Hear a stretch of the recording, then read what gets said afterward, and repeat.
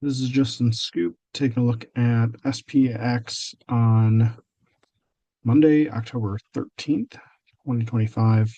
And in order to kind of get the framework of where we were moving today, we gapped up quite a bit, but we stayed really right in the middle of Friday's candle, stayed right at the moving averages here. And so the way that I've got this framed up on the 3 minute here is if I just kind of scroll back to Friday, you can see that we're pretty much range bound with the that consolidation that we got into for an hour or so on our way down on Friday. So if I zoom out and look at what this means, let's get, let's get this frame back up again. Okay, so today's range, I'm just going to zoom in on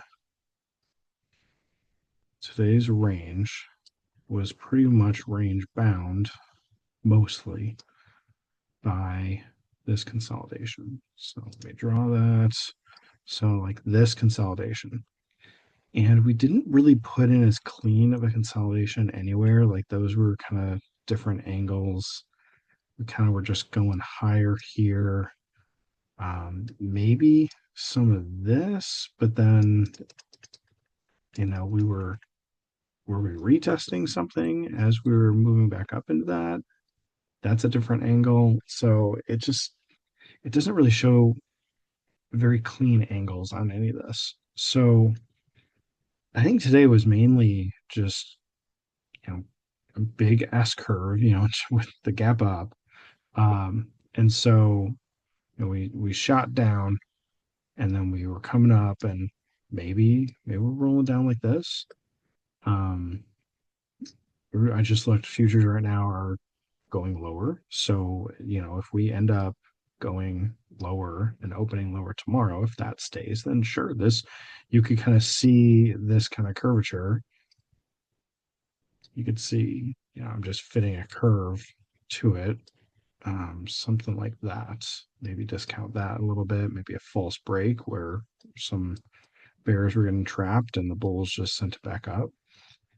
That could be an S curving range, kind of think of it like as an awful circle, um, like a donut wheel. And, we're zoomed way in on like this portion, and that's kind of this portion, you know, on a bigger, curve down, curve up, curve down, like that. So anyway, that's what I'm seeing for kind of how today moved. Um, if you were looking to trap some bulls, some bulls are going to get in thinking, okay, we're going above that high. Well, that would have been kind of over here. So you had two opportunities to trap some bulls, and that worked. The lower bound, we actually held that really, really well. And here pretty well as also. The only thing I'm seeing here is like some lower wick here, but we did have the 100 moving right up. So, it was just a place for it to bounce. It bounced nicely. You can kind of draw some kind of downtrend like that. I don't know if there was really a good fit. I tried fitting kind of an angle like this and like that, and it's not clean. It actually like that looked nice how I drew it, but it was steeper. That's not even doing justice. It can't draw straight. It was something like this where it was not even getting up there, and then I actually didn't throw the midline on to see where would the midline have been cutting through. So please put that on your own channel, on your own chart. See if you can put a channel on to something that fits that your eyes see, and that can be your setup. Um, kind of along with what I was just drawing with that donut shape is this could be a shoulder, this could be a head, maybe a double head, another shoulder. I don't know. It kind of breaks down. That one isn't as clean. I could definitely see this, but then it didn't break down. It retests and continued back up here, almost to the same head. So it's like, okay, somehow this has to be the right shoulder.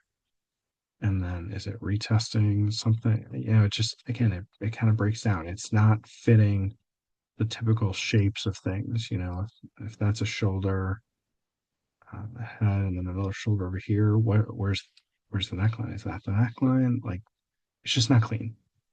So we'll have to wait and see kind of how this moves.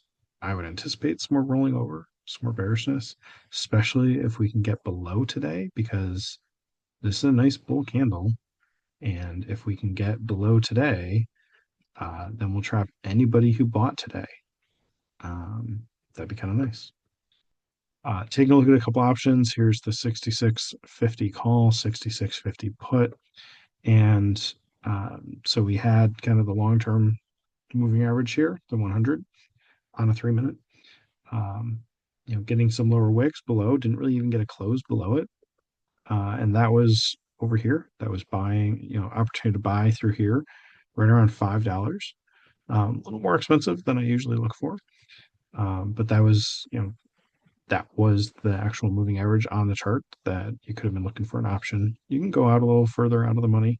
But at this point, this one was about 25 points out of the money. The other thing that I was looking at a little bit is saying, having some traps up here. What kind of opportunities those have been? This is a little less expensive. This was buying around 4, and just kind of doubling, going up to 8 or a little bit higher up to 10 over here. And so being in that bearish, anticipating that kind of a rollover, and that would have been, in about 30 minutes or so, a nice move from like 4 up to 8 or 9 or 10, something like that. And then the other one here, where it looked like, okay, I could just run. So I don't know if you would have still been looking for that sort of resistance, but it worked really well and it sold off more sharply. This would have been buying around 2, and then that also ran up to 10. So you actually took out this high with the option, took out that low with the move down here, but then it still got back into this range, inside of this, but it recovered. So the strength came back in. We didn't get our typical rally into the close, but there was some bullishness into the close, selling in the last couple of minutes, but we kept pushing back down into or around this moving average. So we held it here, tried to push down, didn't quite get there, pushed through, bounced, recovered, and then we're trying to push back down into it. So we'll see if that actually plays out, if that's offers any more opportunity to get in or to see any setups with the long term. It's not really something that I've been noticing. I mean, we crushed right through it, didn't really touch it at all. Other than that, on Friday, we're holding some resistance on it here, holding some support or kind of getting into it there. That was a nice area to break from here and then recovered back to it. So, the long term, okay, I like actually how that closed, bouncing on that really nicely in that lower wick. So may need to be paying attention to the 100 on the 3 minute a little bit and see. That's a really nice one here. See how that interacts. And if we can get below, so again, getting back down below it, potentially tomorrow, Tuesday, can we recover into it, wherever it lines up? And still, it still seems to be tracking based on some data through here, even though SPX technically isn't supposed to trade these minutes through here. Anyway, it shouldn't skew it by much. But we didn't really interact with it at all on Friday. We interacted here and didn't really hold as strongly over here. But there have been some other days where you've had a level held and then, a bigger move. So, look to trade up into it from below or look for it to hold a level and then break down. That's just something with 100. But, you're the one clicking the buttons. I have not gone back through to see, hey, how does this actually move? Is this consistent? I don't know. I'm just saying, hey, I noticed this today. So make sure you're doing your own back testing and understanding if that's a method you want to trade. So, and then we'll just have to wait and see how this ends up playing out with the big move we've got. And We almost made it back up into this midline, into this dotted line here. There is an opportunity that we could push a little bit more. If we keep pushing and somehow get above Friday's close, I'm sorry, get above Friday's high or open, uh, almost an all-time high here on SPX. It was actually an all-time high on SPY by a penny over Thursday's high last week. So that was interesting just to see how SPX and SPY generally move together, but it can be off by a little bit. And in this case, it was up by a penny more on the high Friday versus Thursday. So that was interesting to note. But yeah, keep taking a look at how these things fit on SPY, and it may give us some insight into what we can do or what we can expect. I think SPY also had some more bear candles in here. They weren't all these mix of bear and bull. I think there was more bearish candles, if I remember right. So anyway, hope this helps. This is Justin. Thanks.